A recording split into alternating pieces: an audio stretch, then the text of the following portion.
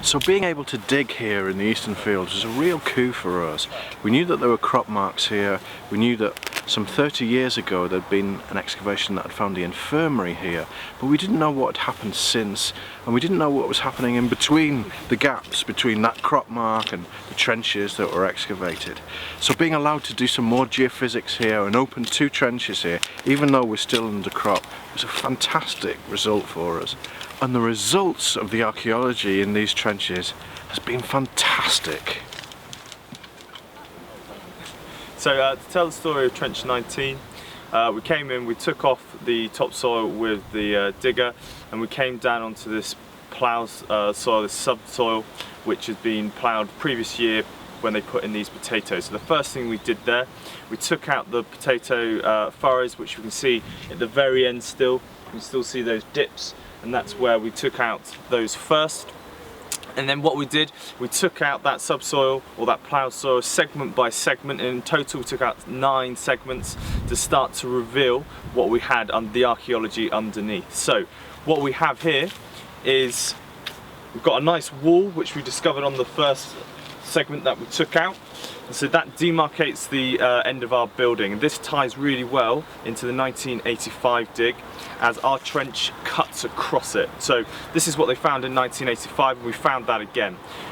What we found that is new is what's either side of it. So on the 1985 dig, they didn't get any of these rubbish pits at the end. So we've come across a post-medieval rubbish pit. We've got lots of pot out of that, lots of nice iron objects, and also some glass. So that was a really nice pit to go through there, which they didn't pick up in 1985. So that's on the outside of our building.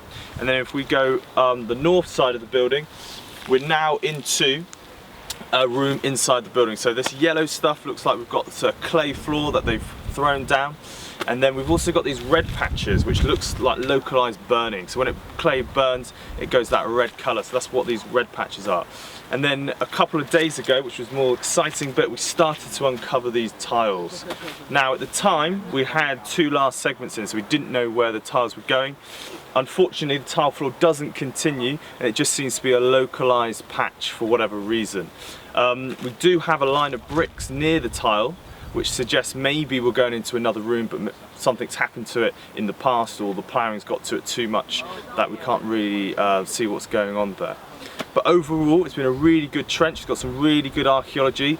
We've assessed the plough damage, which is one of the reasons we came here and wanted to put the trench in. So we've got these striations through the archaeology, so it shows that actually the plough is getting really deep. It is damaging the archaeology. But the other thing that's really good is that we're able to tie it into the 1985 dig, so we have a better understanding of what the building was here and how it ties in with the trench 16 up the top of the hill as well. Okay, so this is the story of Trench 16, so it's very similar to Trench 19 in its early phase. This is what we did. We had the digger come in, took off the topsoil again, and revealed those plough furrows that appear down the slope as well. So first thing we did, again, we took out those plough furrows, and then we started to take it out segment by segment. So we put this trench in here just like 19 to bisect a 1985 trench and also start to investigate a potential crop mark. So last year or 2 years before, we discovered and found a crop mark in the field. Now this trench technically is within that crop mark, within a building if that is such one. When we came down, however, we didn't find the same kind of archaeology that we found in Trench 19. We came down onto this mortared floor with bits of rubble and CBM in, but it didn't really seem, couldn't find a wall, couldn't find much of a floor surface. And actually, as we went up the slope into what we still consider the building, if it is one, we just hit natural. So for some reason the archaeology hasn't survived here. It could be due to the ploughing, it could be due to the subsoil where they've really tried to break up what was below the subsoil. So what we've decided to do is that we've put in a test pit over the known crop mark that we picked up when aerial cam came down again this year, and what we're coming down onto there is very similar to what we've got in this trench. So it's a bit of a mystery here still about what's happening with this crop mark and if we are actually in a building. So back in 2013 it became clear there were parch marks in this field showing some sort of wall, we presumed. So this year we've put in a test pit, which is this one here, to find out what exactly was there, if it was a wall, that's all. And we did this yesterday.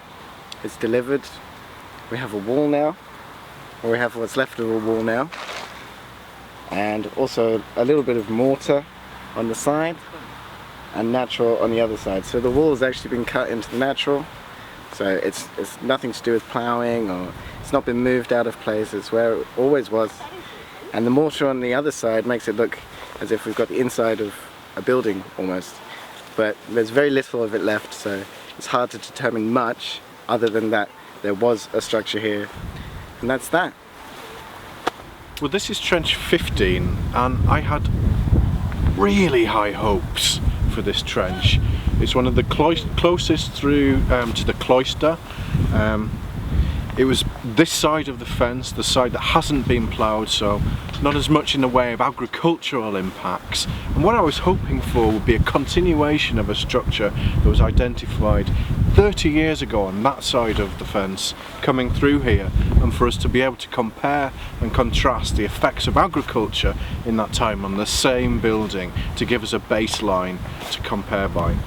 And, well, what can I say? I'm very disappointed. Not the archaeologists, they've done a tremendous job. They've dug through all these layers, that's quite alright. They've dug through all these layers and got down onto our natural deposit there, and just at the point where we're expecting to see a structure coming through, there's no structure to be found. What does that tell us? It tells us that actually it finishes on that side of the fence and doesn't come through here. So in some respects it's done as a service. It's a negative trench that has told us that there's no archaeology here, but it hasn't helped me to understand the impacts of agriculture over time. So, well, I guess we'll have to put another trench in another place on another time, but for now that's the results from this trench, trench 15.